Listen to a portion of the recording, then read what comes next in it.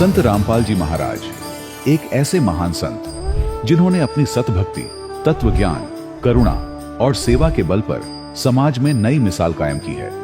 संत रामपाल जी महाराज की अगुवाई में उनके सभी सतलोक आश्रमों से समाज कल्याण के अद्भुत कार्यों ने समाज को सुनहरे भविष्य की एक नई उम्मीद दिखाई है। संत रामपाल जी महाराज से नाम दीक्षा लेने के बाद लाखों लोगों की लाइलाज बीमारियां जैसे कैंसर, एड्स आदि ठीक हुई। संत जी के ज्ञान से प्रेरित होकर उनके अनुयायियों ने लाखों यूनिट रक्तदान किया। संत जी ने लाखों बहन बेटियों का दहेज मुक्त विवाह करवाया।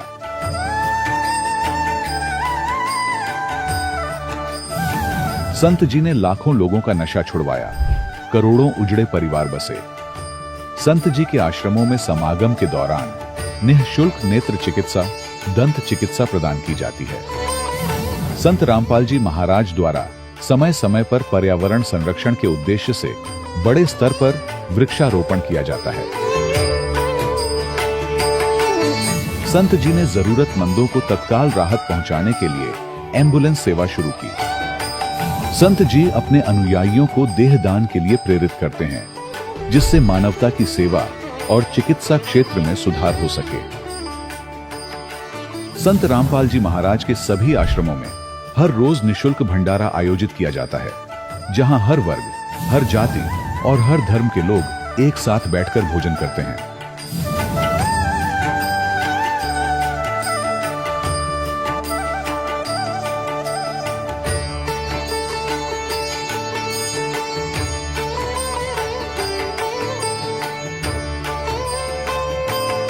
संत रामपाल जी महाराज के आश्रम में हजारों बुजुर्गों को सम्मान और प्यार के साथ जीवन जीने का अवसर मिलता है। उनके खाने, रहने और स्वास्थ्य की पूरी जिम्मेदारी संत रामपाल जी महाराज उठाते हैं। अनाथ बच्चों के लिए संत रामपाल जी महाराज के सभी आश्रम किसी वरदान से कम नहीं। यहाँ उन्हें शिक्षा, संस्कार और भविष्य के लिए बेहतर अवसर प्रदान किए जाते हैं। चाहे बाढ़ हो, भूकंप या महामारी, संत रामपाल जी महाराज और उनके अनुयायी हमेशा ही जरूरतमंदों के लिए सबसे आगे खड़े रहते हैं। कोविड महामारी के दौरान संत रामपाल जी महाराज के आश्रमों से करोड़ों लोगों के लिए भोजन, दवाइयां और जीवन रक्षक सामग्रियां उपलब्ध कराई गई। चाहे गरीब की मदद हो या किसी शोषित और पीड़ित वर्ग के हक और सम्मान की लड़ाई, संत रामपाल जी महाराज ने हमेशा ही उनकी दबी आवाज को सरकारों तक पहुंचाया है और उन्हें उचित न्याय दिलवाने में अहम भूमिका अदा की है। समाज में आध्यात्मिक और सामाजिक मूल्यों के प्रति जागरूकता लाने में संत रामपाल जी महाराज हर कदम पर मानवता के सच्चे सेवक साबित हुए हैं। संत रामपाल जी महाराज का जीवन हमें सिखाता है कि सच्ची सेवा वही है जो निस्वार्थ भाव से की जाए। आइए हम भी इस महान सेवा के कार्य में इस महान संत से जुड़ें और संत रामपाल जी महाराज से नाम दीक्षा लेकर अपने जीवन को धन्य बनाएं।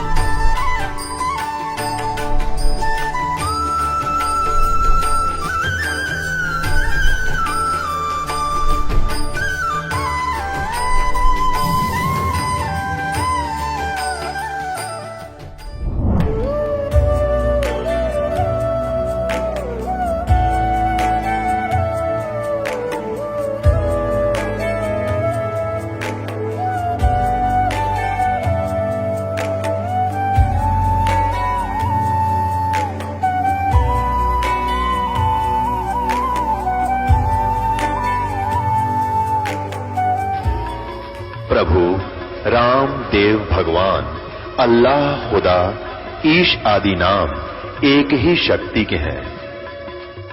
वो कैसा है, कहां है, कैसे मिलता है, किसने देखा है? ये प्रश्नवाचक चिन्ह पूर्ण रूप से हटाने के लिए अवश्य सुनिए जगत गुरु तत्वदर्शी संत रामपाल जी महाराज के अमृत वचन, सर्व पवित्र धर्मों के पवित्र शास्त्रों के आधार पर। नमस्कार दर्शकों, तकनीकी और वैज्ञानिकता ने मनुष्य के मस्तिष्क में अपना स्थान इस प्रकार बना लिया है कि भूत प्रेतों जैसी बातें केवल काल्पनिक लगती हैं। लेकिन दर्शकों, भूत प्रेत की बाधा जिस परिवार के ऊपर आती है, केवल उसी को पता रहता है कि यह किसी आपदा से कम नहीं है। दर्शकों, ऐसी ही आपदा ने दस्तक दी गंगानगर राजस्थान के रहने वाले कृपाल सिंह जी की जिंदगी में। इनको भी भूत प्रेतों की बाधाओं ने इस प्रकार जकड़ लिया था कि मानो मरने के अलावा अब कोई रास्ता ही नहीं बचा हो।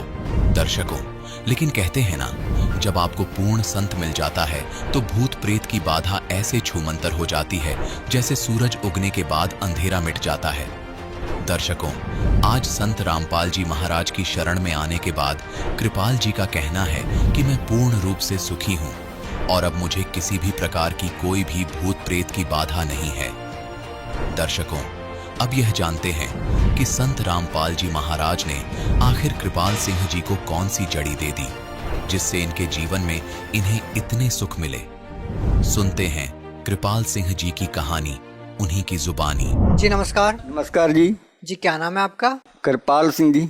कृपाल सिंह जी, कहाँ से आए हो आप? मैं जी गांव जानकीदास वाला, तहसील सूरतगढ़, जिला श्री गंगानगर, राजस्थान से। सर, संत रामपाल जी महाराज जी से जुड़ने से पहले आप क्या भक्ति साधना करते थे? बस जी नॉर्मल जो पंजाबी परिवार में होता है, गुरुद्वारे में जाना संक्रांत वाले दिन और अमावस्या वाले दिन, बुढ़ा जोड़ जहाँ पास में धार्मिक स्थल था वहाँ चले जाते थे। मंदिरों में और मठों इधर उधर चले जाते थे। सर, कोई गुरु भी बनाया था आपने पहले? नहीं जी, मेरे पिताजी ने गुरु बनाया था, मैंने नहीं गुरु बनाया, क्योंकि मेरी आत्मा जब भी जहाँ भी जाती थी स्वीकार नहीं करती थी कि ये गुरु पूरा हो गया, इसलिए मैंने कभी कोई गुरु नहीं बनाया। तो सर, संत रामपाल जी महाराज जी के बारे में कैसे पता चला आपको? संत रामपाल जी महाराज से जुड़ने का मेन कारण जी मेरी लड़की था, जिसको एक प्रेतवादा ने परेशान कर रखा था।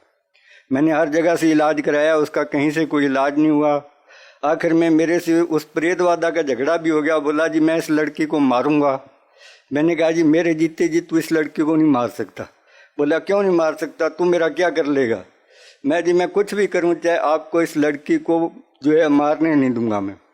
फिर मैं जी ऐसे करते करते खेत चला गया। खेत जाके परमात्मा से अरदास लगाई कि हे परमात्मा, अगर तू धरती पर कहीं है तो ये छोटी मोटी प्रेत बाधाएं जो हमको परेशान कर रही है, क्या इनको दूर नहीं कर सकता? अगर तो धरती पर नहीं है तो हमें मनुष्य जीवन जो मिला है, इसका मेन मकसद तो भक्ति करके मोक्ष प्राप्त करना है। और आप मिले नहीं तो हमारा मनुष्य जीवन बेकार जाएगा। इसलिए तो या तो हमारा ये मनुष्य जीवन है, इसको आप छुड़ा दो, ख़त्म कर दो। नहीं तो अब अगर आप कहाँ हैं धरती पर, हमें उसकी सूचना दो, मिलो, ताकि हम आपको प्राप्त करें, भक्ति करें आपकी। फिर क्या हुआ? होना क्या था जी, उसके बाद मैं वैसे ही बाजार में जैसर में चला आया। वहाँ मेरे को एक पुस्तक मिली ज्ञान गंगा नाम की। वो पुस्तक मैं घर ले गया। मेरे को पुस्तकें पढ़ने का, नावल पढ़ने का, धार्मिक पुस्तकें पढ़ने का बचपन से ही शौक था।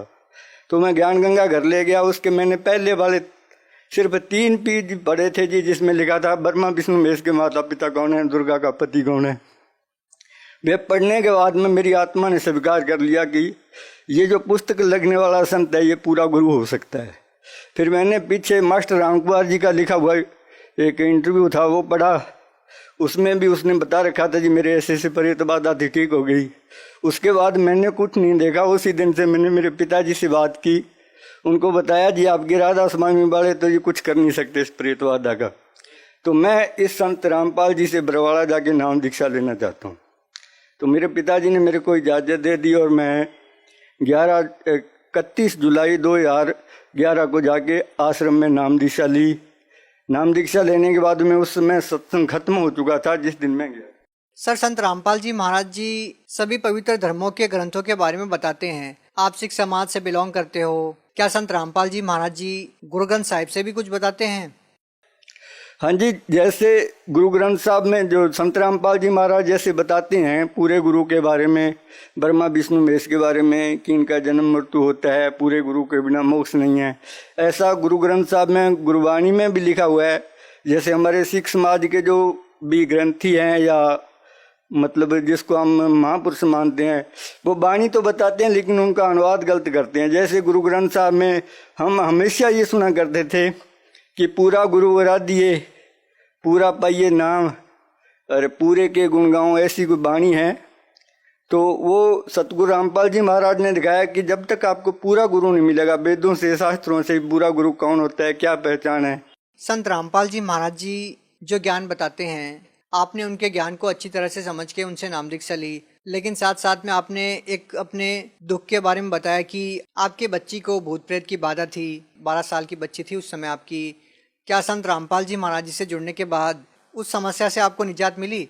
हाँ जी बिल्कुल जी। जिस दिन से मैंने आके वहाँ घर में, जैसे सतगुरु रामपाल जी महाराज जो नाम दीक्षा देते हैं, उसके बाद एक घी की जोत लगाने के लिए कहते हैं और मंत्रों का जैसे भी जिस विधि से जाप करने के लिए कहते हैं। मैंने घर में आके घी की जोत लगाई और मंत्रों का जाप किया। 3-4 दिन तो बच्ची को कोई परेशानी नहीं आई, लेकिन तीसरे दिन वो प्रेत बाधा फिर घर में आ गई। और मेरे को वहाँ आश्रम में ये बताया गया था कि जब कोई ऐसी समस्या है तो आपको इस प्रकार से करना है। जब उसने बच्ची को आके बेहोश कर लिया, मैंने देखा कि वो प्रेत बाधा घर में प्रवेश कर चुकी है। मैंने जोत लगाई, दंडोत प्रणाम किया और जैसे मैं खड़ा हुआ तो वो बच्ची में आके बोलने लगा कि आप मेरे से, यानी कि इस संसार के सबसे बड़े गुरु के पास चले गए हो जो परमात्मा का रूप है। अगर आप उसकी शरण में ना जाते तो मैं इस बच्ची को ले जाता, लेकिन अब मेरा यहाँ कोई बस नहीं चलने वाला। मैं जा रहा हूँ, जहाँ भी मेरे को भेजा जाएगा, मेरे को आदेश होगा, मैं वहाँ जाऊँगा। अब आपको परेशान नहीं करूँगा, तब तक परेशान नहीं करूँगा जब तक आप नियम में रह के, मर्यादा में रह के भक्ति करोगे। जिस दिन आपने नाम खंड कर दिया उस दिन से समझ लेना मेरा घर में फिर प्रवेश हो गया, तुम्हारा वही हाल करूँगा मैं। ये कह के वो चला गया। सर, संत रामपाल जी महाराज जी से नाम दीक्षा लेने के बाद और क्या लाभ मिले आपको? जी, पहला लाभ तो मैंने आपको ये बता दिया कि मेरी प्रेत बाधा ठीक होगी। दूसरा लाभ ये हुआ कि मैं संत रामपाल जी महाराज से उपदेश लेने से पहले अपने राजस्थान में कुलायत में एक धाम है, मैं वहाँ जाया करता था। वहाँ मैंने एक संत से पास गया, मैं उससे कोई मेरी अपनी समस्याओं के बारे में बताया। जैसे लड़की परेशान थी उसको बताया जी ऐसे ऐसे करके मेरे घर में समस्याएं हैं। तो उसने मुझे कोड वर्डों में पहले तो ये बताया जी 2.5 साल तक आपकी ये समस्या रहेगी, उसके बाद आपकी समस्या खत्म हो जाएगी। मैं कहा जी कैसे समस्या खत्म हो जाएगी? बोला जब आप इस संसार में ही नहीं रहोगे तो आपके पास कोई आपत्ति, कोई दिक्कत आएगी नहीं। उसका कहने का मतलब ये था कि आज से ठीक 2.5 साल बाद में आपका शरीर छूट जाने वाला है। तो सर जी क्या हुआ कि मेरे पास यहाँ 20 बीघा ज़मीन है और 4 बीघा ज़मीन अलग से है, उसमें मैंने एक ट्यूबवेल लगा रखा है। तो वो ट्यूबवेल में क्या है कि पानी भरने की समस्या थी, उसके पंखे के ऊपर तक पानी आ जाता था। तो मैंने किसी से सलाह की, उन्होंने बोला जी फिक्स पंखे के नीचे जो फिक्स वाल होता है ना वो निकाल के उसमें सुराख निकाल के एक नट लगा दो। तो मैं क्या किया जी, पानी निकाल के उस फिक्स वाल को निकाल रहा था। कम से कम 20 फुट गहरा कुआं था। तो फिक्स वाल खोलने के लिए जैसे मैं कुएं के अंदर गया और मैंने उसको खोलने की कोशिश की तो ऊपर ईंटें पड़ी हुई थी। 5 ईंटें ऊपर से नीचे गिरी। एक ईंट कुएं के अंदर लकड़ी की सीढ़ी लगी हुई थी, सीढ़ी की लकड़ी के ऊपर लगी जो इतनी मोटी लकड़ी थी, उस लकड़ी को उसने तोड़ दिया। और 3 ईंट मेरे सिर के यहाँ बिल्कुल सिर के बीच में लगी। पहले एक ईंट लगी सीधी खड़ी हुई नुक्कर, उसकी शरीर में कम से कम 1.5 इंच वो ईंट बैठ गई। उसी के ऊपर दूसरी ईंट लगी और जो पहले ईंट लगी थी उसको चकनाचूर कर दिया उसने। मेरे को ऐसे महसूस हुआ जैसे मेरे सिर में कोई खराश वगैरह हुई हो। मेरे 2 भाई ऊपर खड़े हुए थे, बड़े वाला और छोटे वाला भी। उनको ये हो गया कि अब ये आदमी जो बीच में मेरा भाई है वो खत्म हो गया, इसके सिर में ईंट लगी, सिर फूट गया, ये बचने वाला नहीं है। तो मैंने क्या किया जी, जैसे मेरे को महसूस हुआ ना मेरे सिर के ऊपर कुछ गिरा है, मैं उसी टाइम वहाँ चाबी पाना छोड़ा और सीढ़ियों से ऊपर चढ़ के बाहर आ गया। बाहर आके देखा जी कुछ नहीं हुआ है। तो मैं फिर वापस चला गया। दो नट खोल दिए थे मैंने, 2 रह गए थे। 2 नट खोलने के बाद मैं वापस बाहर आया तो देखा, मैंने हाथ लगाया तो मेरा यहाँ हाथ खून से भरा हुआ था। मैंने सिर में हाथ लगा के देखा तो 1 इंच यानी 1.5 इंच आंगली मेरी सिर के अंदर चली गई थी। तब उस समय तो मेरे को ये नहीं लगा, भाई साहब भी बोले कि आप जाओ यार अल्ट्रासाउंड करवा लो। तो मैं वहाँ से कम गांव से 2 मरबा दूर था खेत मेरा।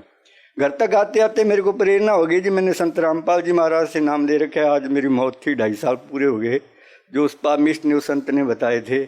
आज मेरे को मरना था लेकिन मैं बच गया, रामपाल जी महाराज ने बचा लिया। भाई साहब बोले आप एक्सरा कराओ, अल्ट्रासाउंड कराओ। मैं जी मेरे को कुछ नहीं कराना है, मेरे सतगुरुदेव ने मेरे को बचा लिया। आज मेरी मौत थी, जब मेरे को सतगुरु ने बचा लिया है तो सिर भी वो ही ठीक करेंगे। उस समय मेरे दाढ़ी और केस नहीं रखे हुए थे जी, मैं बिल्कुल मुन्ना रहता था, दाढ़ी क्लीन शेड रखता था, छोटे छोटे बाल थे।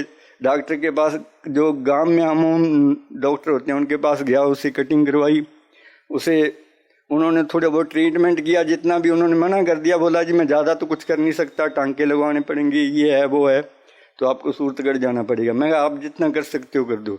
कि उसके बाद क्या है, उन्होंने थोड़ी बहुत ट्यूब वगैरह लगा के ऊपर पट्टी रख दी, तो मैं कहीं नहीं गया जी। 7वें दिन मेरा वो जख्म भर गया, ऑटोमेटिक से ठीक हो गया मेरा। सर, आप संत रामपाल जी महाराज जी के बारे में भगत समाज को क्या संदेश देना चाहते हो?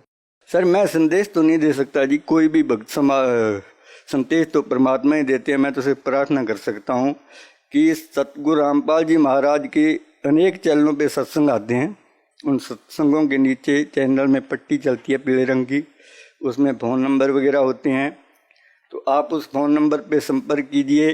पहले ज्ञान समझिए, फिर ज्ञान समझने के बाद उन नंबरों पे संपर्क कीजिए, नाम दीक्षा लीजिए और अपना कल्याण कराइए, क्योंकि मनुष्य जीवन अपने को बार बार नहीं मिलता है, ये मौका है। और परमात्मा ने इसके बारे में लिख भी रखा है कि जो बिचली पीढ़ी आएगी तब मैं सबको पार करूँगा। और जिस समय इस पीरियड टाइम में जिसका भी जन्म है, उन मनुष्यों के पास जन्म मरण से छूटने का, 84 लाख दुनियों से बचने का पूरा चांस है। वो भक्ति करके पार हो सकते हैं अगर वो ज्ञान को समझें और दीक्षा ग्रहण करें। जी धन्यवाद। सत साहिब। दर्शकों, अभी आपने सुने संत रामपाल जी महाराज से दीक्षा प्राप्त करके सुखी हुए भक्त के अनुभव। अब देखिए जगत गुरु तत्वदर्शी संत रामपाल जी महाराज के मंगल प्रवचन। पवित्र देवी पुराण ने 5 कंसेप्ट क्लियर कर दिए इसमें। एक तो ये कर दिया कि ब्रह्मा विष्णु महेश का जन्म मृत्यु होता है, ये नाशवान है। दूसरा ये कर दिया कि प्रकृति दुर्गा है, प्रकृति दुर्गा को कहते हैं। और तीसरा ये कर दिया कि ये रजगुण ब्रह्मा है, सतगुण विष्णु, तमगुण शिव जी। और चौथा ये कर दिया कि ब्रह्मा विष्णु महेश की यह दुर्गा माता है। 5वां कर दिया कि ये केवल नियमित कार्य ही कर सकते हैं, यानी किसी के कर्म में ये परिवर्तन नहीं कर सकते। आपका जैसा कर्म है वैसा ही दे सकते हैं। आपके भाग में दुख है तो ये कोई परिवर्तन नहीं कर पाएंगे। केवल पूर्ण परमात्मा कबीर परमेश्वर आपके प्रारब्ध के पाप को काट के आपको सुख दे सकता है। उसके हाथ में कलम है, वो सर्वशक्तिमान है। अन्य ना ब्रह्म कर सकता, ना परब्रह्म कर सकता, केवल पूर्ण ब्रह्म कर सकता है, वो सत्पुरुष है। अब यहां आपको दिखाते हैं, ये विष्णु जी स्वीकार करते हैं कि मैं छोटा सा बालक था तब मुझे माँ के आपके दर्शन हुए थे, आप मुझे पालने पर झुला रही थी। देखिएगा ये वही 3रा स्कंद है, पृष्ठ 120 पर पढ़ रहे हैं, पहले 123 पे पढ़ा था। संक्षिप्त देवीपुरा भागवत। अब विष्णु जी कह रहे हैं ये वे ही दिवांगना हैं, ये वही देवी हैं जिनके प्रलय वर्ण में, यानी जब जल ही जल था, सारा पानी ही पानी था, मुझे दर्शन हुए थे, उस समय मैं बालक रूप में था। विष्णु जी बता रहे हैं मेरा याद आ गया, माँ देखी थी मैंने कभी, और मुझे पालने में झुला रही थी। वट वृक्ष पत्थर पर एक सुदृढ़ सैया बिछी थी, उस पर लेट कर मैं पैर के अंगूठों को अपने कमल जैसे मुख में लेकर चूस रहा था। अपने आत्माओं परमात्मा कहा करते, निरंजन धन तेरा दरबार, निरंजन धन तेरा दरबार, जहां पर तनिक ना न्याय विचार, जहां पर तनिक ना न्याय विचार। पाखंडी की पूजा जग में संत को कहें लबाड़, पाखंडी की पूजा जग में संत को कहें लबाड़। अज्ञानी को परम विवेकी, ज्ञानी को मूढ़ गंवार, निरंजन धन तेरा दरबार, निरंजन धन तेरा दरबार, जहां पर तनिक ना न्याय विचार। वैसा ओढ़े मुल मुल खासा, गल मोतियों के आर, वैसा ओढ़े मुल मुल खासा, गल मोतियों के आर। पतिव्रता को मिले न खादी, वो सूखा निरस आहार निरंजन, धन तेरा दरबार निरंजन, धन तेरा दरबार। जहां पर तनिक न न्याय विचार, कह कबीर सुनो भाई साधो, यहाँ सब उल्टा व्यवहार। कहे कबीर सुनो भाई साधो, यहाँ सब उल्टा व्यवहार। सच्चों को तो ये झूठा बताए, इन झूठों का एतबार निरंजन, धन तेरा दरबार निरंजन, धन तेरा दरबार। जहां पर तनिक ना न्याय विचार। अब परमात्मा कबीर परमेश्वर जी इन ऋषि मंडलेश्वरों को जाकर के प्रश्न करते थे कि तुम विद्वान हो, ब्रह्मा विष्णु महेश के माता पिता बताओ। तब वो कहा करते थे इनके कोई माता पिता नहीं, अजरो अमर सर्वेश्वर सब ब्रह्मांडों के मालिक कुल मालिक यही है। और परमात्मा कहा करते इनके ये नासवान है, इनकी जन्म मृत्यु होती है, इनके माता पिता हैं, दुर्गा इनकी माता है, काल इनका पिता है। वो ऋषि महर्षि नकली ब्राह्मण गुरु कहा करते थे कि कबीर झूठा है, सदग्रंथों में ऐसा नहीं लिखा, इसकी बातों में मत आना। तब परमात्मा वहां खड़े हो गए, एक तारा लेकर कहा करते निरंजन धन तेरा दरबार, निरंजन धन तेरा दरबार। जहां पर तनिक न न्याय विचार, कहे कबीर सुनो भाई साधो, यहाँ सब उल्टा व्यवहार। कहे कबीर सुनो भाई साधो, यहाँ सब उल्टा व्यवहार। सच्चे को तो ये झूठा बतावे, इन झूठों का एतबार निरंजन, धन तेरा दरबार निरंजन, धन तेरा दरबार। जहां पर तनिक न न्याय विचार। अपना आत्माओं उस दिनों में आप न हंसी आ करेगी, मैं ऋषि कहते हुए शर्म आ करेगी, इनको मंडलेश्वर कहते हुए, विद्वान कहते हुए। ये अंधे नहीं तो क्या थे, आज तक ये नहीं बता सके हमारे पुराणों में क्या लिखा हुआ है। और इनके ऊपर हमारे पूर्वजों ने पूरा विश्वास किया, और इन्होंने ऐसे लोक वेद बना करके ये श्राद्ध निकालने शुरू करवा दिए, 36 फंड हमारे पाछे लगा दिए, और सदभक्ति बताई को ना, जिसने कुछ भी ना करना पड़े। अब परमात्मा क्या बताते थे, जय सतगुरु की संगत करते सकल कर्म कट जाई। ना तो भूत बनना, ना श्राद्ध निकालन की जो आवश्यकता पड़े, और ना और 36 फंड करने स्त्रियां ठाणी, ना कुछ और करना। जय सतगुरु की संगत करते सकल कर्म कट जाई, अमरपुरी पर आसन होते जहां धूप ना छाई। उस अमरपुरी पर आसन होते सतलोक में चले जाते। अपनात्मा परमात्मा ने अपनी अमृतवाणी में एक शब्द और कहा है, गुण तीनों की भक्ति में ये भूल पड़ो संसार। कह कबीर निज नाम बिना कैसे उतरो पार। 3 देव की जो करते भक्ति, उनकी कदे ना हो मुक्ति। उसी समय कहा करते बड़े मंडप में, और वो ब्राह्मण गुरु नकली महर्षि कहा करते झूठा है, देखो क्या कह रहा, मारो डले मारो पत्थर। अब सब पीछे लगा देते, भगवान के परमात्मा आ जाते शब्द गाते हुए। उलाना आता फिर नीरू नीमा के पास, छोटी सी उम्र में लग गए थे वो छेड़ने उनको। 5 साल की उम्र में उनके छक्के छुड़ा दिए थे परमात्मा ने। उनकी उम्र तो है नहीं, वैसे शरीर आए थे, बालक रूप धारण किया था। एक लीला करते हैं उनके नियम में, वेदों में ऐसा प्रमाण है कि वो ऐसा करता है, शिशु रूप धारण करके आते हैं। और उनके उस समय उनकी परवरिश की लीला कुंवारी गायों से होती है परमात्मा की।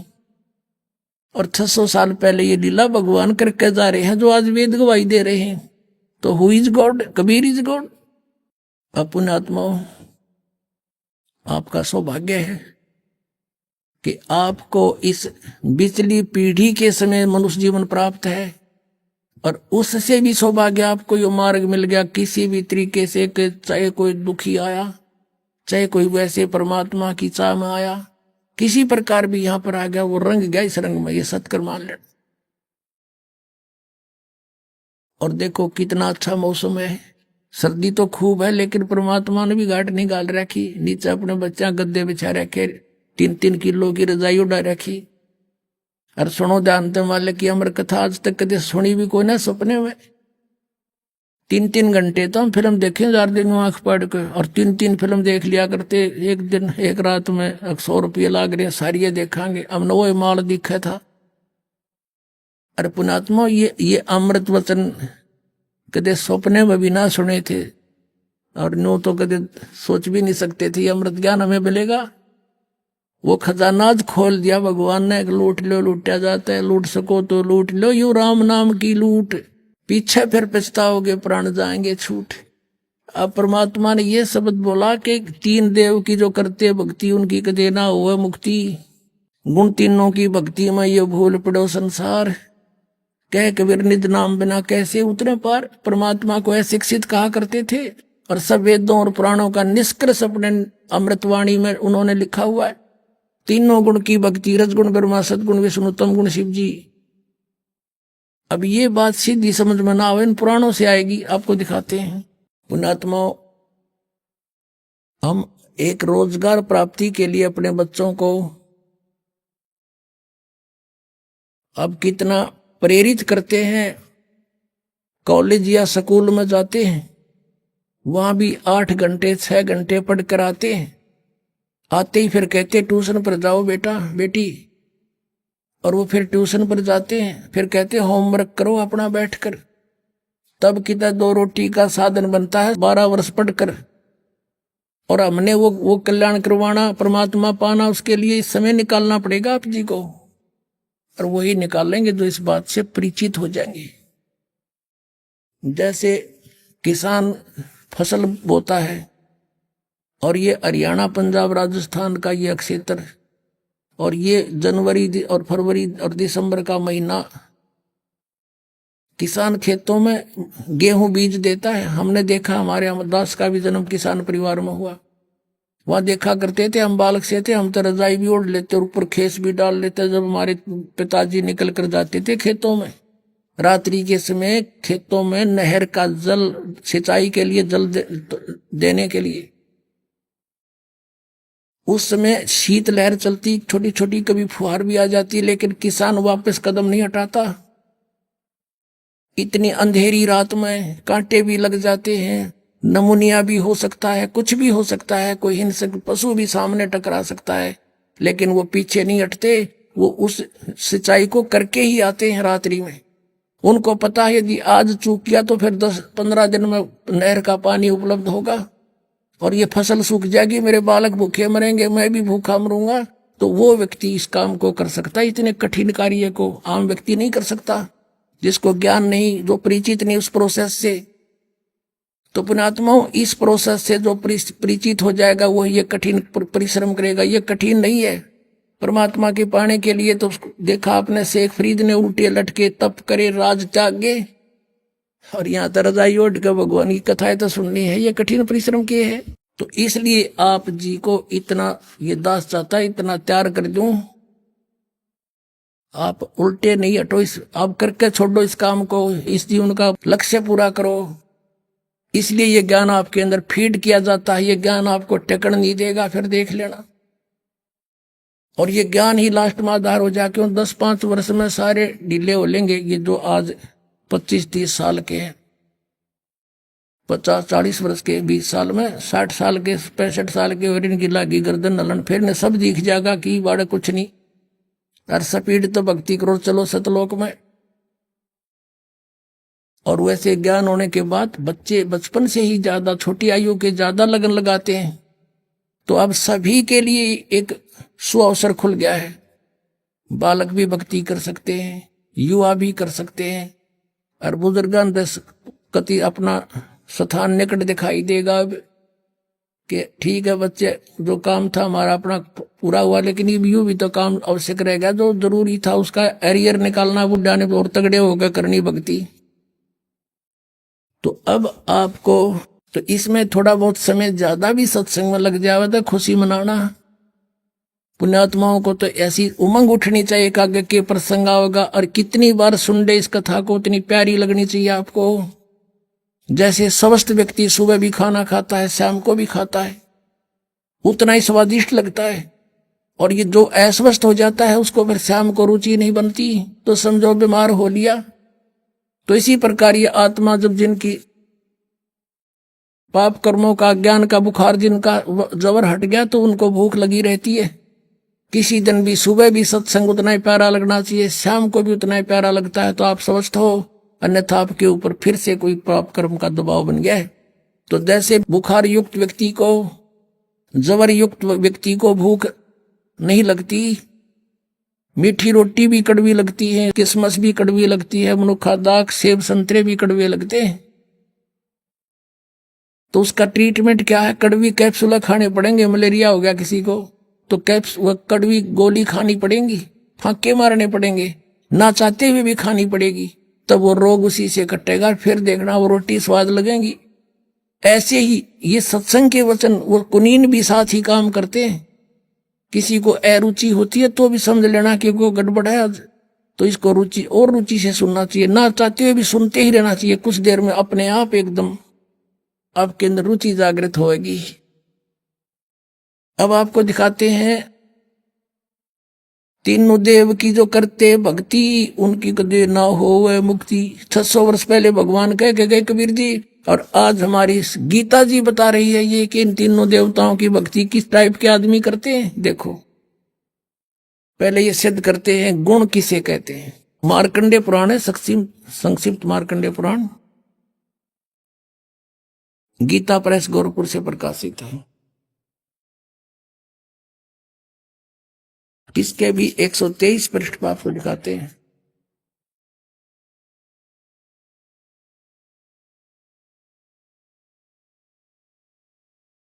ये 122 पृष्ठ है संक्षिप्त मार्कंडे पुराण।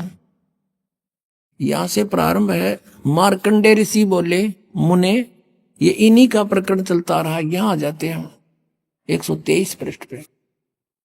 इस तरह स्वयंभू परमपिता परमात्मा की 3 अवस्थाएं हैं, रजोगुण प्रधान ब्रह्मा, तमोगुण प्रधान रुद्र और सतोगुण प्रधान विश्वपालक विष्णु है।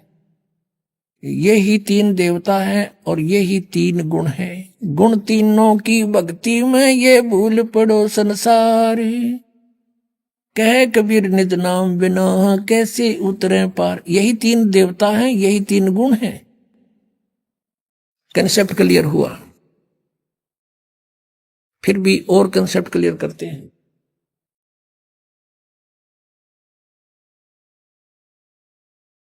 एक संस्कृत सहित है श्रीमद देवी भागवत, अथ देवी भागवतम सभाष्टिकम सहमात्यम, खेमरा श्री कृष्ण दास प्रकाशन बंबई। इसके हम तीसरे पृष्ठ स्कंद में आते हैं। अथ श्रीमद देवी भागवते भाषा टीका युक्ते तृतीय स्कंद प्रारंभते। अब इसके 11 पृष्ठ पर आते हैं और तीसरा स्कंद अध्याय 5। यहां देखना, ये 7वां श्लोक समाप्त हुआ, 8वां प्रारंभ होता। हे माते, यदि हमारे ऊपर सदा आप दया युक्त हैं हो तो हमको तमोगुण में किस प्रकार प्रदान किया है, ब्रह्मा रजोगुण और हरि सतोगुण युक्त क्यों किए हैं। अब संस्कृत और पढ़ाएंगे। देखियो, ये 7वां समाप्त हुआ, 8वां प्रारंभ होता है।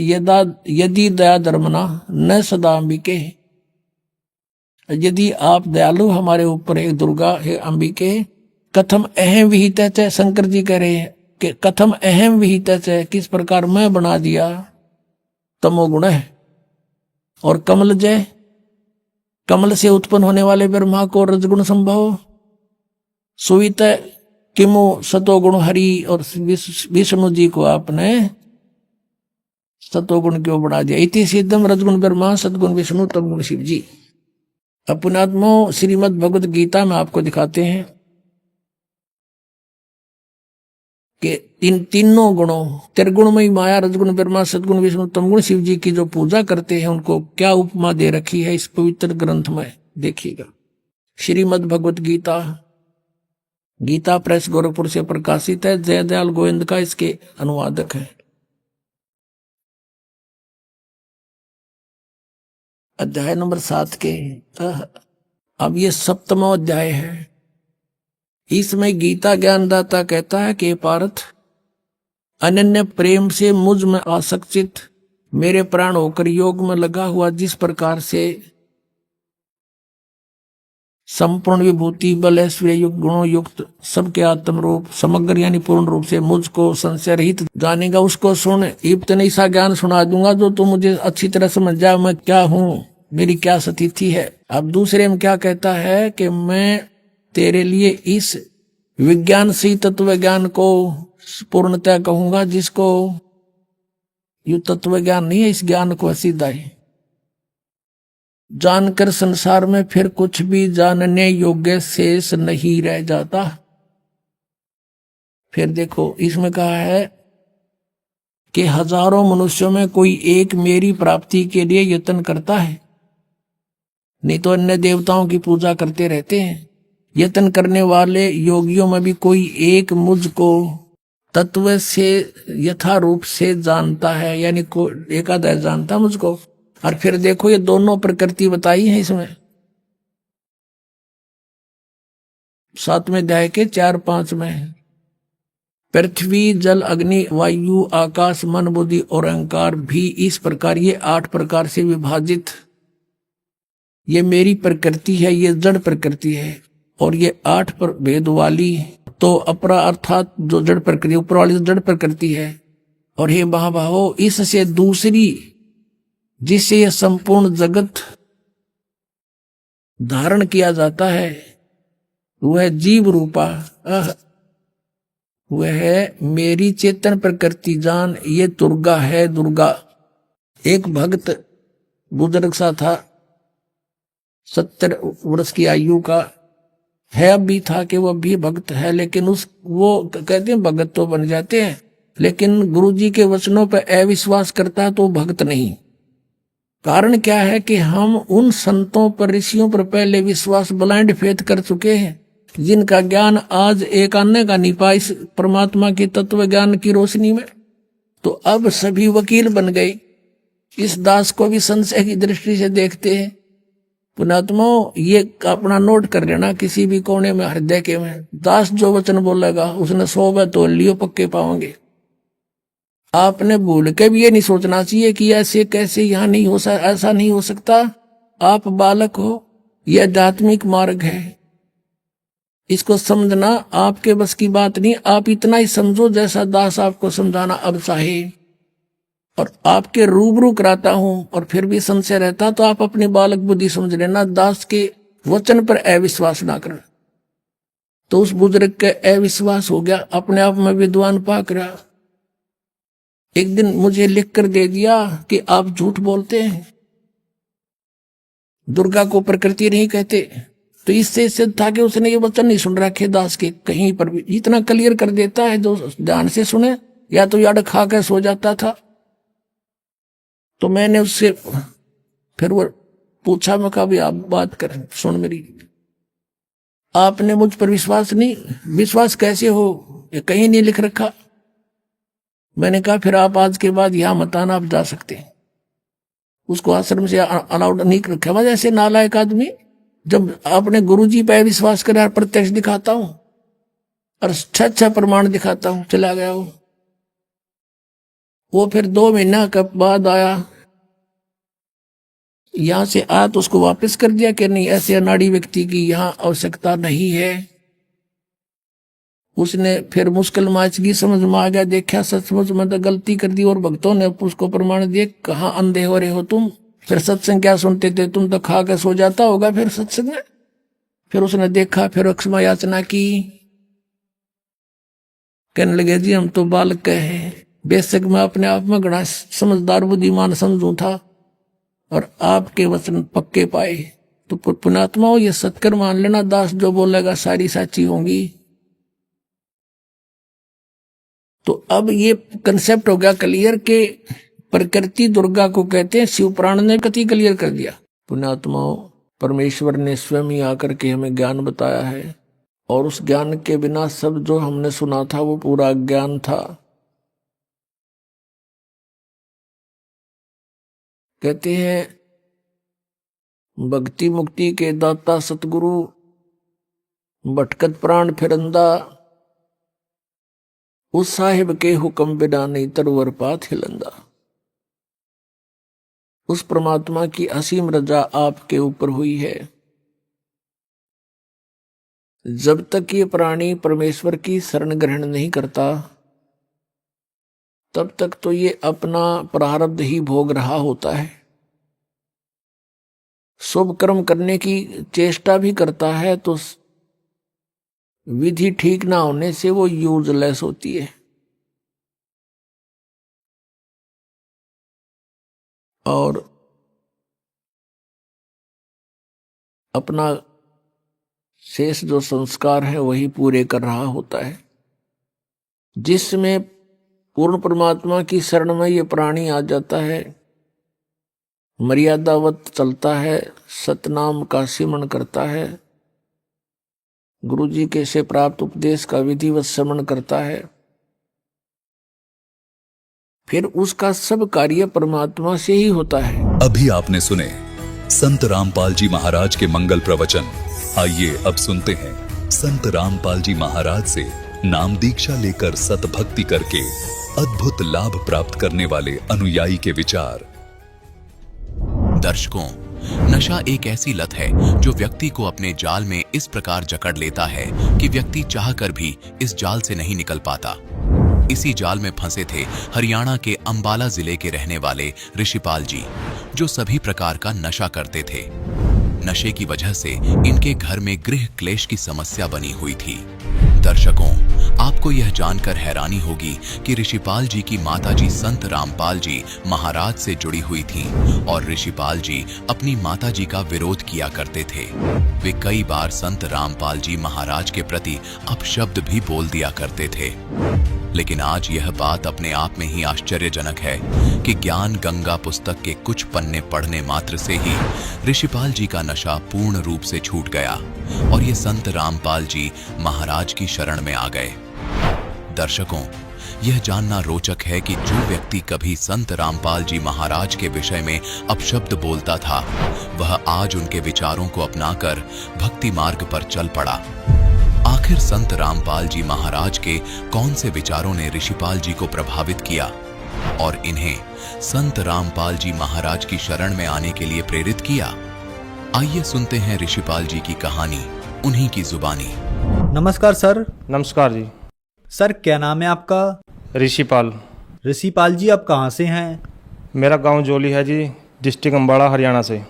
संत रामपाल जी महाराज से नाम दीक्षा आपने कब ली? 25 मार्च 2017 को। संत रामपाल जी महाराज से नाम दीक्षा लेने से पहले क्या आप भक्ति साधना भी करते थे? हाँ जी सर, हम सभी देवी देवताओं की भक्ति करते थे। ब्रह्मा विष्णु महेश की और माता दुर्गा की बहुत ही ज़्यादा भक्ति करते थे। नवरात्रों में व्रत रहना और नैना देवी, कांगड़ा, चमुंडा सभी स्थानों पर गया मैं माता दुर्गा के। घर में आसन लगाया हुआ था, बहुत ही ज़्यादा भक्ति करता था। हर शनिवार का व्रत रखता था। बहुत ज़्यादा माता दुर्गा की भक्ति करते थे हम। और पितृ पूजा सारा ही जो भी हिंदू धर्म में चली आ रही पूजाएं सभी करते थे। माता दुर्गा की बहुत ज़्यादा भक्ति करते थे। सर, फिर आप संत रामपाल जी महाराज की शरण में कैसे आए? सर जी, 2011 से मेरी माता जी संत रामपाल जी महाराज की शरण में थी, जिनका मैं बहुत ही विरोध करता था। अपने गुरु जी का भी, संत रामपाल जी महाराज का बहुत विरोध करता था। इतना विरोध करता था कि मेरी माता जी जब सत्संग में जाती थी या कहीं भी जाती थी गुरु जी की शरण में, तो मैं बहुत भला बुरा बोलता था उनको। और मैं इतना तंग था, इतना नशा बहुत ज़्यादा करता था जी मैं। मेरी माता जी मेरे को बहुत समझाती थी कि बेटा तू छोड़ दे इसको और परमात्मा की शरण में आ जा, संत रामपाल जी महाराज की शरण में आ जा। लेकिन मैंने उनकी कभी नहीं मानी। मैं उनको गालियाँ भी देता था, पर वो मेरे को यही बात कहती है कि तेरे को बेटे पता नहीं, जब तेरे को पता लगेगा तो बहुत रोएगा। सर जी, मैं इतना नशा करता था, कोई भी नशा ऐसा नहीं होगा जो मैं किया नहीं करता था। बीड़ी से लेकर के बीड़ी, तंबाकू, गुटखा, शराब, बुक्की, सुल्फा, गांजा, शराब, सब चीज़ का नशा करता था मैं। गोली, कैप्सूल, सूखा नशा भी मैं इतना करता था सर जी, एक नशा करके मेरे को रात को नींद नहीं आती थी। मैं 3-3 नशों को डोज लेता था। पहले शराब पीता था, उसके बाद गांजा पीता था, फिर भी अगर कोई कमी रहती थी फिर गोली, कैप्सूल खाता था। हमारे घर में सर जी था ऐसा, मैं ऐसी बात नहीं मेरे को नशे का शौक था सर जी, मजबूरन नशा करता था मैं। मेरे पिताजी इसी नशे से ग्रस्त होकर वो भी चले गए, वो मर गए जी। वो भी बहुत नशा करते थे, क्योंकि हमारे घर में सर जी प्रेत बाधा थी। प्रेत बाधा ऐसी थी सर जी, जब मैं थोड़ा सोदी में होता था तो मैं अपने बच्चों की तरफ देख के रोया करता था। छोटे छोटे मेरे बच्चे थे सर जी, मेरे पास 2 लड़कियां हैं, 1 लड़का है। तो मैं रोया करता था, मैं सोचता था कि अब इनका क्या बनेगा, तू तो मर जाएगा, तेरा पिताजी मर गए नशे से और तू भी मरेगा, अब तो इनका क्या होगा बच्चों का। पर सर जी मजबूर इतना हो जाता था मैं, नशे बिना मेरे पास रहा ही नहीं जाता था कहीं भी। छोटे से मैं बीड़ी तो सर जी मैं 10-12 साल का बीड़ी पीने लग गया था, इतना नशे को मेरे को नशा किया करता था, बहुत ही नशा किया करता था जी मैं। मेरे गांव वाले भी वो लड़ाई करता था अगर मैं नशा करके, जब मैं आता था जी पड़ोसी भी देखते थे कि हाँ आगे अब लड़ाई होगी इनके घर में। हर रोज लड़ाई हुआ करती थी। हमारा घर, वो कहते हैं जैसे भूत बंगला हमारा घर था जी। प्रेत बाधा थी हमारे घर में, बहुत ही तंग थे जी, बहुत ज़्यादा दिक्कत थी हमारे घर में जी। मेरी माता जी मेरे को बहुत समझाया करती थी, बेटे तू नाम ले ले संत रामपाल जी का, पर मैं उनको भी भला बुरा कहता था जी, और कभी उनकी नहीं सुनी। जब मैं नशा करके पूरा थक लिया, पूरा ख़त्म हो लिया सर जी, मेरे अंदर सर जी 50 किलो से भी कम वजन रह गया था, बहुत ही कमज़ोर हो गया था सर जी। मेरे को रात को अगर मैं पढ़ता था, रात को सुबह उठता था सर जी, मेरे को सारा पूरा शरीर मेरे को गिल्ला मिलता था, मेरे को रात को पसीना आता सर जी। और मेरे को प्रेत आत्मा बहुत तंग करती थी रात को, कई बार दर्शन देती थी तो रात को भगत जी बहुत ही दबाव होता था मेरे ऊपर। नशे में, अगर नशे में थोड़ा सा नशे से बाहर हो गया तो तभी भगत जी मेरे ऊपर दबाव हो जाता था। तो फिर बहुत दिनों के पीछे भगत जी, एक दिन परमपिता परमेश्वर संत रामपाल जी महाराज की कृपा हुई मुझ पर भगत जी। वो दिन पता नहीं परमात्मा की कौन सा मैंने कोई पुण्य कर्म किया होगा भगत जी, मेरे अंदर मेरी वो आत्मा रूपी शिव का मुंह खुला और मैंने अपनी माता से भगत जी संत रामपाल जी महाराज की पुस्तक ज्ञान गंगा ली, जो कि मेरी माता जी मुझे पहले भी कहती थी कि बेटा तू ये पुस्तक पढ़ ले। मैंने कभी नहीं पढ़ी, कई बार उसने मेरे को पुस्तक दी, मैंने ऐसे ही रख दी। दास का काम छोटा सा काम है, टायर सर्विस का काम करता है दास। मैं अपनी माता से वो पुस्तक ले गए दुकान पे चला गया, वहाँ पे रख दी, 2-3 दिन वहाँ भी रखी रही वो। एक दिन मैं दोपहर में बेला था, मैंने सोचा चल आज पुस्तक पढ़ के देखते हैं क्या है इसमें, क्योंकि मेरी माता जी भी बेचारी पढ़ती रहती थी पुस्तक बैठ के घर में, मैं देखा करता था उसको। तो मैंने वो पुस्तक खोल ली, पढ़ी वो पुस्तक। सर जी मैंने किसी का इंटरव्यू ना देखा था, ना ही किसी के पुस्तक में कोई इंटरव्यू जो उसमें लिखे हों वो भी नहीं मैंने पढ़े थे। मैंने सिर्फ पुस्तक ज्ञान गंगा पुस्तक का पेज खोला और उसको पढ़ना शुरू किया। 4-5 पेज ही मैंने पढ़े सर जी। मेरी दुकान में कोई भी स्थान ऐसा था जहाँ बीड़ी का बंडल और माचिस ना मिला थी। मेरे मुंह में सारी 24 घंटे बीड़ी लगी रहा थी जी। तो मैंने सर जी बीड़ी हाथ में ले रखी थी और पुस्तक आगे थी सर जी। जब मैंने पुस्तक पढ़ी तो मैंने वो बीड़ी का मेरा स्वाद बिगड़ गया सर जी। मैंने बीड़ी घेर दी सर जी, मेरे पास बीड़ी नहीं पी गई। तो सर जी मैंने पुस्तक 1-2 पेज पढ़ा, बंद कर दी, घर आ गया जी। 3 दिन ऐसे ही चला भगत जी। तीसरे दिन मैंने पुस्तक वादी के करीब पुस्तक मैंने पढ़ ली, तो भगत जी मेरे से रहा नहीं गया।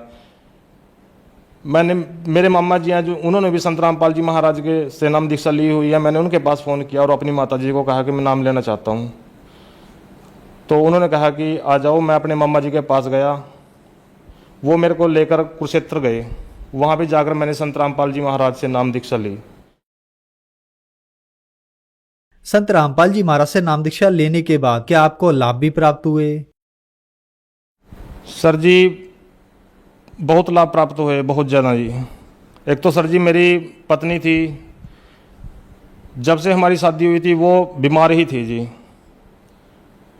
उसको 2-2 महीने सर मैं अस्पतालों में उठा के फिरता था। उसको तेजाब बनता था, उसको छाती में बहुत ज़्यादा तेजाब बनता। अगर वो पानी भी पीती थी उसका भी तेजाब ही बनता जी। उसका कोई बेनिफिट नहीं था उसको खाने का पीने का कहीं का भी। तो सर जी 2-2 महीने में अस्पतालों में रहता था जी अपनी पत्नी के साथ। तो सर जी सतगुरु रामपाल जी महाराज से नाम दीक्षा लेने के बाद वो बिल्कुल सही है। उसने भी जैसे वो मैंने नाम लिया वो सही हुई, उसने भी सर जी फिर दीक्षा लिया, वो भी परमात्मा की शरण में है, संत रामपाल जी महाराज की शरण में है। दूसरा सर जी, जो हमारे घर में प्रेत बाधा थी सर जी वो बिल्कुल ख़त्म है। पहले हमारा घर सर जी नरक था, हमारे घर में सर जी बिल्कुल भी कोई सर जी रिश्तेदार भी नहीं आता था हमारा, कि कहते भूत भूत बंगला है। हर समय लड़ाई पड़ती थी सर जी, हर समय मैं बोलता रहता था, कभी नहीं माता जी के साथ, कभी नहीं पत्नी के साथ सर जी। तो अब बिल्कुल सही है सर जी, कोई प्रेत बाधा नहीं है, बहुत ही अच्छा जीवन जी रहे हैं सर जी। परमात्मा की, सतगुरु रामपाल जी महाराज की इतनी कृपा है। पहले सर जी मैं दुकान पे 12-12 बजे तक सर जी रात को काम करता था, और जेब में 10 रुपये भी नहीं सर जी कभी निकलते थे मेरी, इतना बुरा हाल था मेरा सर जी। और अब परमात्मा की दया से सर जी मैं हर तरह से, आर्थिक स्थिति मेरी इतनी कमज़ोर थी सर जी, बहुत ही ज़्यादा, 10-10 रुपये सर जी मैं से तंग रहता था। अपनी जैसे दवाई चलती थी पत्नी की मेरी, तो बगजी बहुत दिक्कत आती थी। अब बगजी परमात्मा, ना ही मेरे घर में कोई बीमारी है, मैं बहुत ही बढ़िया जीवन जी रहा हूँ सर जी, किसी तरह से कोई परेशानी नहीं है, प्रेत बाधा नहीं है। और सर जी सबसे बड़ा लाभ ये मिला है सर जी कि जिस परमात्मा को पाने के लिए साधु संतों ने शरीर गाड़ दिए और राजे महाराजाओं ने अपने राज छोड़े हैं सर जी, उस परमात्मा की जानकारी मेरे को मिली संत रामपाल जी महाराज के माध्यम से, जो कि खुद कबीर साहब जी आए हुए हैं संत रामपाल जी महाराज के चोले में। जिस दिन से मैंने संत रामपाल जी महाराज से दीक्षा ली सर जी, नशा मेरा बिल्कुल खत्म है। मेरे को पहले मैं इतना नशा करता, अब सर जी मेरे को बीड़ी पीने वाले के पास भी नहीं मैं खड़ता जी, मेरे को खड़ा ही नहीं जाता, धुआं भी इतना चंद्रा लगता है बहुत ज़्यादा, और मैं किसी भी तरह का कोई नशा नहीं करता, बहुत ही बढ़िया जीवन जी रहा हूँ सर जी। सर जी जो प्रेत बाधा थी मेरे घर में वो भी दूर होगी, और आर्थिक स्थिति बहुत सही होगी पहले से। पहले खेत में कुछ भी सर जी, लोगों के खेतों में फसलें हुआ करती थी, मेरे खेत में अडंगा जामता था जी। अब बिल्कुल सही है जी, मेरे खेत में बढ़िया फसल होती है जी, बढ़िया मेरा काम चल रहा है, बिल्कुल सही है जी, परमात्मा की बहुत दया है। सर हम आपसे यहाँ एक बात जानना चाहेंगे कि आपने बताया कि आप बीड़ी, सिगरेट, शराब, आप इतने नशे करते थे कि हमें यहाँ गिनाना भी मुश्किल हो जाएगा। नशे में आपके पिताजी की मृत्यु हो गई, और आपने भी ये सोच रखा था कि मेरी मृत्यु भी इसी नशे में हो जाएगी, मेरा नशा नहीं छूट पाएगा। फिर आप संत रामपाल जी महाराज की शरण में आए, आपका नशा छूट गया। तो सर संत रामपाल जी महाराज ने आपको ऐसी कौन सी भक्ति दवाई दी जिससे आपका नशा एकदम से छूट गया? सर जी नशे की दवाइयाँ मैंने पहले भी बहुत खाई, बहुत ही प्रयत्न करूँ था, मैं रोता था सर जी, जब मेरे को सोच आती थी मैं अपने बच्चों की तरफ देख के रोता था कि तेरा क्या बनेगा, अब तू मर जाएगा, तेरे बच्चों को कौन देखेगा। पर सर जी मेरा नशा नहीं छूटा, मैंने हर तरह से प्रयत्न किया जी। तो संत रामपाल जी महाराज की शरण मैंने के जो मंत्र देते हैं जी, जो संत रामपाल जी महाराज मंत्र देते हैं, उन मंत्रों में इतनी शक्ति है कि अगर उन मंत्रों को ग्रहण करते हैं तो नशे के पास इंसान जा ही नहीं सकता।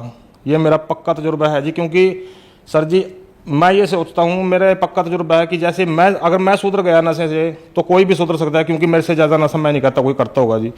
ये बात मैं नहीं कह रहा, मेरे गांव वालों से अब भी जिन रिश्तेदारों ने मैं देखा नहीं हूँ जी, उसके बाद जो मान लो फ़ोन पे ही ऐसे बात चलती है, वो मानते नहीं इस बात को जी। 24 घंटे मेरे बैग में, मोटरसाइकिल के बैग में, थैले में शराब की बोतल होया करती थी जी, और सुल्फा गांजा 24 घंटे मेरे पास मिलता था। अब मैं बिल्कुल भी किसी तरह का भी नशा नहीं करता। ये सारा ही किया दरा संत रामपाल जी महाराज का है, जिन्होंने मैं इस नरक से निकाला मेरे को। सर जो दर्शक आज आपको देख रहे हैं, आप उनके लिए एक बहुत बड़ा उदाहरण है, जो नशा नहीं छोड़ पा रहे हैं। नशा एक बहुत गंभीर समस्या बन गया है, उनके लिए आप क्या कहना चाहेंगे? सर जी देखो, ऐसे नशा नहीं छोड़ सकता। सरकार भी नशा छुड़ाने के लिए इतना प्रयत्न करती है, इतना पैसा खर्च करती है, पर नशा नहीं छोड़ सकता, क्योंकि जब तक ये अंदर काल रूपी मन बैठा है, जब तक ये नहीं हटेगा अंदर से, ये मन ही नहीं करेगा नशे के लिए, नशा नहीं छोड़ सकता।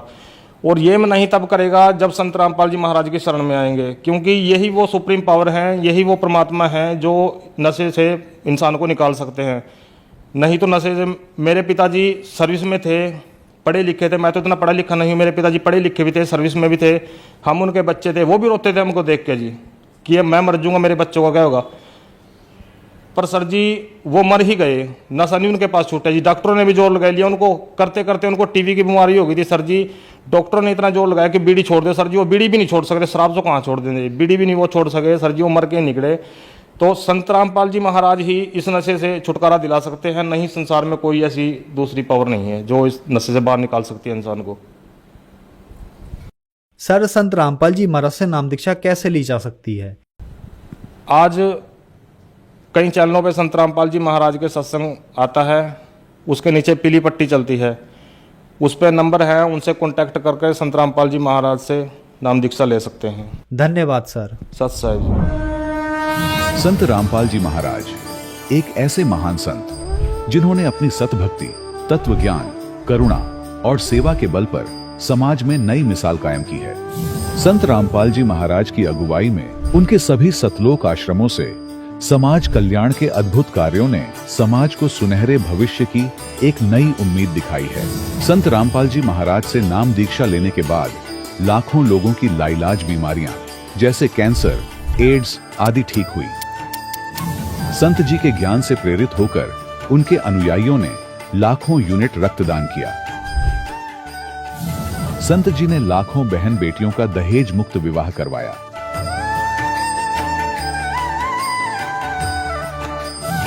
संत जी ने लाखों लोगों का नशा छुड़वाया, करोड़ों उजड़े परिवार बसे। संत जी के आश्रमों में समागम के दौरान निःशुल्क नेत्र चिकित्सा, दंत चिकित्सा प्रदान की जाती है। संत रामपाल जी महाराज द्वारा समय समय पर पर्यावरण संरक्षण के उद्देश्य से बड़े स्तर पर वृक्षारोपण किया जाता है।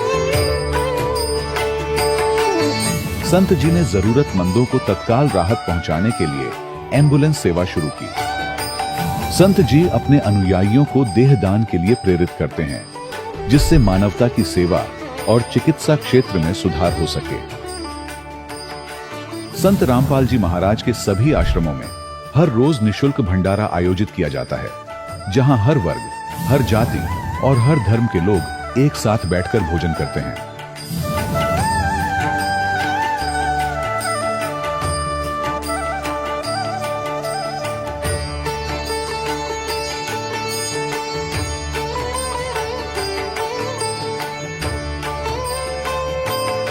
संत रामपाल जी महाराज के आश्रम में हजारों बुजुर्गों को सम्मान और प्यार के साथ जीवन जीने का अवसर मिलता है।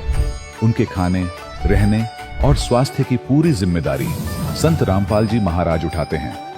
अनाथ बच्चों के लिए संत रामपाल जी महाराज के सभी आश्रम किसी वरदान से कम नहीं। यहाँ उन्हें शिक्षा, संस्कार और भविष्य के लिए बेहतर अवसर प्रदान किए जाते हैं। चाहे बाढ़ हो, भूकंप या महामारी, संत रामपाल जी महाराज और उनके अनुयायी हमेशा ही जरूरतमंदों के लिए सबसे आगे खड़े रहते हैं। कोविड महामारी के दौरान संत रामपाल जी महाराज के आश्रमों से करोड़ों लोगों के लिए भोजन, दवाइयां और जीवन रक्षक सामग्रियां उपलब्ध कराई गई। चाहे गरीब की मदद हो या किसी शोषित और पीड़ित वर्ग के हक और सम्मान की लड़ाई, संत रामपाल जी महाराज ने हमेशा ही उनकी दबी आवाज को सरकारों तक पहुंचाया है और उन्हें उचित न्याय दिलवाने में अहम भूमिका अदा की है। समाज में आध्यात्मिक और सामाजिक मूल्यों के प्रति जागरूकता लाने में संत रामपाल जी महाराज हर कदम पर मानवता के सच्चे सेवक साबित हुए हैं। संत रामपाल जी महाराज का जीवन हमें सिखाता है कि सच्ची सेवा वही है जो निस्वार्थ भाव से की जाए। आइए हम भी इस महान सेवा के कार्य में इस महान संत से जुड़ें और संत रामपाल जी महाराज से नाम दीक्षा लेकर अपने जीवन को धन्य बनाएं।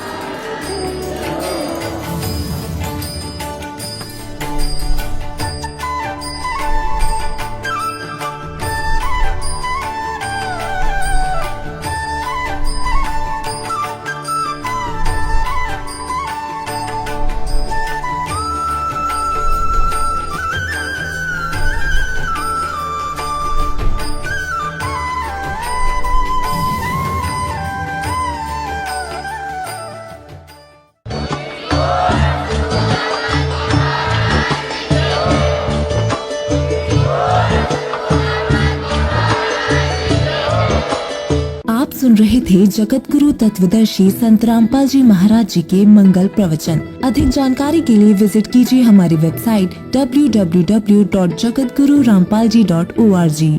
संत रामपाल जी महाराज जी के शुभ आशीर्वाद से पूरे विश्व भर में 500 से भी ज्यादा नाम दीक्षा केंद्र हैं, जिन पर संत रामपाल जी महाराज जी द्वारा ऑनलाइन निशुल्क नाम दीक्षा दी जा रही है। अपने नजदीकी नाम दीक्षा केंद्र का पता करने के लिए संपर्क करें 8222880541।